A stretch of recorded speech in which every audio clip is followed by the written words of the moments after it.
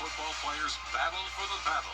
Border Bowl is back Saturday, January 10th at Harlem High School. Buy tickets now at WJBF.com/Border Bowl.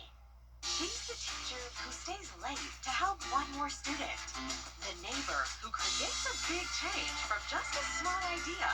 Every day, remarkable women lead, inspire, and change lives in our community. We want your help to recognize her impact. Visit WJBF.com/remarkable to nominate a woman in your life who is truly remarkable. Goodwill of Middle Georgia and the CSRA celebrates remarkable women. Drive Crescent, your ticket to Rod and your ticket to Monday Night Football. Drive Crescent. Right now on News Channel 6, a new report shows where Georgia ranks when it comes to trade. A look at how the state plans to continue the success. Also ahead, Augusta's mayor talking about what he hopes the city can accomplish in the new year. We'll hear from him about the budget. And the South Carolina State Crime Report is in. What those numbers mean for the Palmetto State. As your news at 11 starts now. Live from Television Park, this is WJBF News Channel 6 at 11. Good evening, everybody. Almost good morning, everybody. I'm Brad Beans. We do thank you for staying up with us. Coverage you can count on begins with good news about doing beer. It is time now for our first check of the weather. Chief Meteorologist Jenna Petracci, and it is now official, ringing in this Tuesday morning together. Yeah, happy Tuesday, Brad. It's going to be a cold one for sure. As we start out with a look at our Terry Lambert Hyundai Skyview cam outside the station. It's a dry night, so even though we're going to drop below freezing tonight, we don't have to worry about any winter weather. This morning, we were actually well above freezing. We started out at 43, thanks to the dense cloud cover acting like a blanket, keeping our temperatures warmer. And then we only climbed up by 7 degrees in the afternoon, topped off at 50. Right now, we're in the upper 30s, 38 in Augusta, 37 in Aiken. Wrightsville, you're still in the lower 40s, and 40 exactly in Sandersville. So we do still have some lingering clouds, but with the clear skies tonight, those temperatures will begin to fall, especially with the winds being pretty calm, only up to around 5 miles per hour in some places. So we will still have some clouds here and there, but definitely starting to clear out as we drop to 29 degrees at 7 o'clock tomorrow morning. And then looking ahead, we're back to sunshine tomorrow, and then as we go into the next several days, we're going to see the temperatures warm up to 60 along with some breezy conditions. I'll have more details coming up, but back to you, Brad. Jenna, thanks. An arrest made in a Swainsboro murder. 40-year-old Charles Davis has been charged with malice murder in the death of 34-year-old Amber Fields. The GBI says Fields was found inside her home on North Coleman Street Extension on Sunday. A family member found her after she didn't report to work. A suspect in jail in connection to a deadly shooting in Augusta. 40-year-old Kenneth Murray Jr. taken into custody around 10 o'clock last night. He's accused in the shooting death of 60-year-old John Bennett. It happened at a home on Lucy Street near Windsor Spring Road last night. The sheriff's office says this appears to be a domestic situation. The suspect and victim lived at that same address. A new donation could give the Richmond County Sheriff's Office a big boost in its drone technology. Miracle Nissan of Augusta giving them a brand new SUV. It'll be their drone vehicle so they can get to critical situations faster. It has more space than their current transportation, so they'll be able to fit several drones and a streaming device in there. It does save the county a lot of money. When you look at, there's not a way to really say this is the number. But when you think about how we bring in a lot of our services off duty, so there are overtime expenses that are incurred. If we're doing missing person searches, we bring out a lot of resources because we want to make sure we find these people. That SUV is also fuel efficient, so it should mean lower gas costs for the sheriff's office. New numbers from the South Carolina State Law Enforcement Division. Burglary, larceny, motor vehicle theft, and arson all decreasing last year. Burglaries and larcenies hitting 30-year lows. A ribbon-cutting ceremony today in Washington County for a new vocational trade building. It is part of Broken Shackle Ranch's heavy equipment operator trade program. That's a residential program that teaches trade skills to at-risk boys at 16 and older, and that new facility will help train them in a field that could lead to jobs. The Ashbrit Foundation helped to fund this building, and it's going to house both the automotive and tire balance and maintenance trade as well as the new heavy equipment operator trade. We found that heavy equipment operating is one of the trades that's lacking employees. No matter where a young man goes in the state or even in the nation, they can get a great job with great pay, great benefits with companies operating heavy equipment. The young men at Broken Shackle Ranch also working toward getting their GEDs. Our Giving Your Best partners are collecting toys for families right now, and you can donate new unwrapped toys through December 18th here at Television Park or any of our partner locations, and then 4 local nonprofits will share the toys and hand them out across the CSRA. And these will provide much needed certainty to We're finally back to sunshine starting tomorrow. Wednesday will be pretty windy, but we're keeping it dry all this week with temperatures becoming more mild. I'll have your full Viper 6 forecast when we return. It's time to go see Xfinity. Imagine that. The live Viper 6 Skyview Network, sponsored by Terry Lambert Hyundai. Now, your most accurate forecast with WJBF Live Viper 6.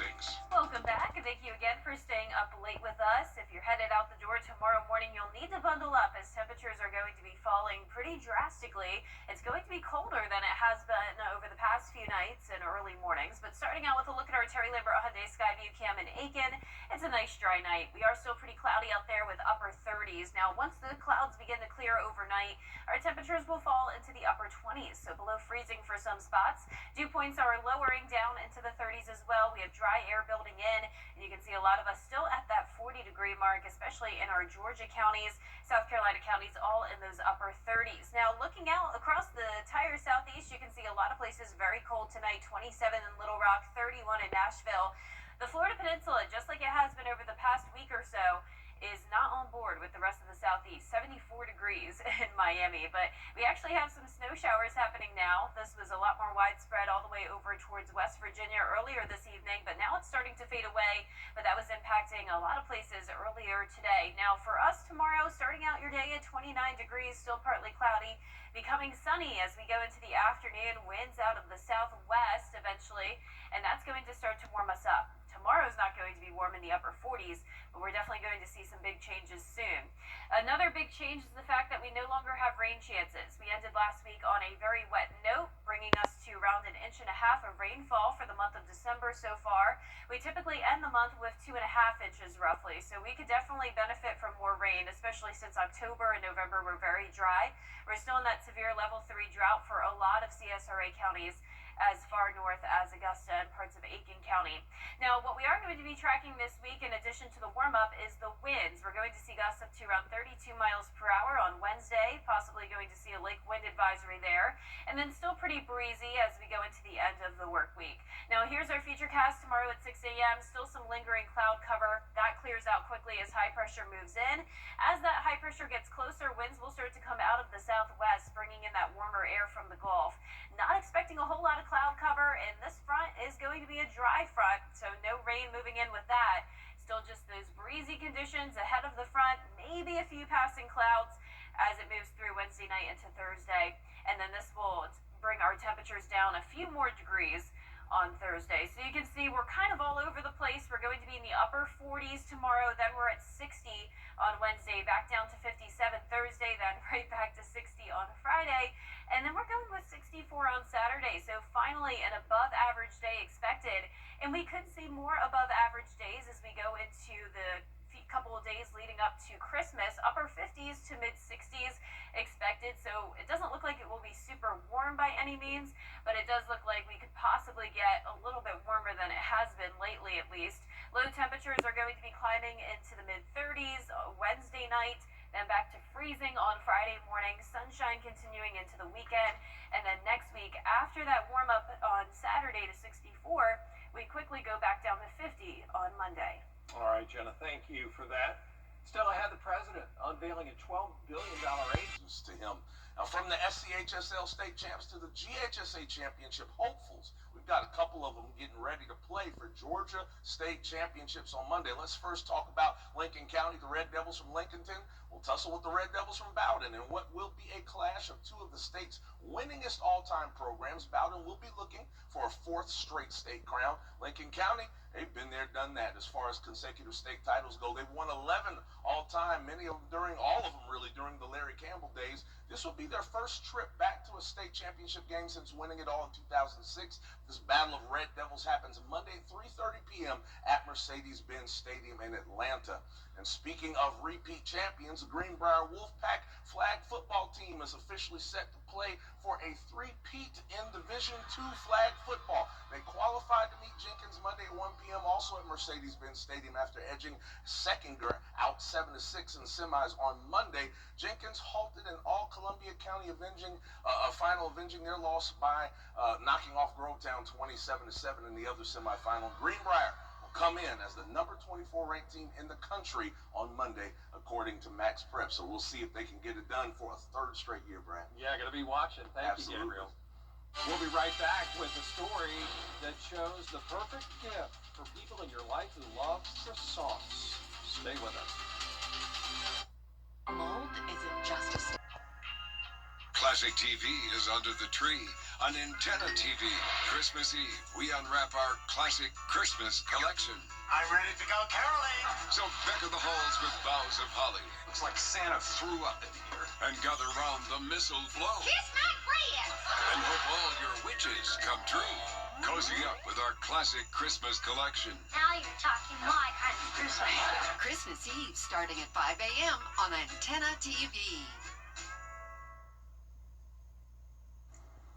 Our 10-day forecast is showing high temperatures only in the upper 40s tomorrow with a low of 28 going into Wednesday, but then some big changes as we'll make it to 60 on Wednesday, and with the sunshine, that'll feel really nice. However, it will be breezy, gusts up to around 30 to 35 miles per hour.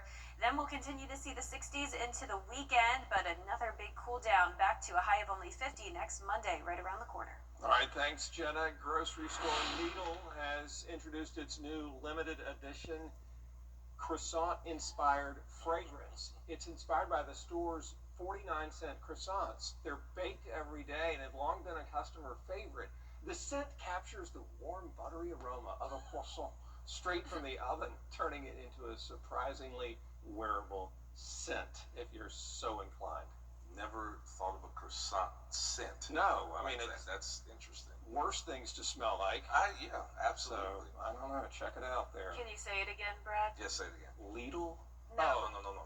Croissant. There you go. Thank you. That's 4 that's years of classic, high school right? French did something. Well, that is our report for now. Thank you all for staying up. So grateful to you. Have a good night.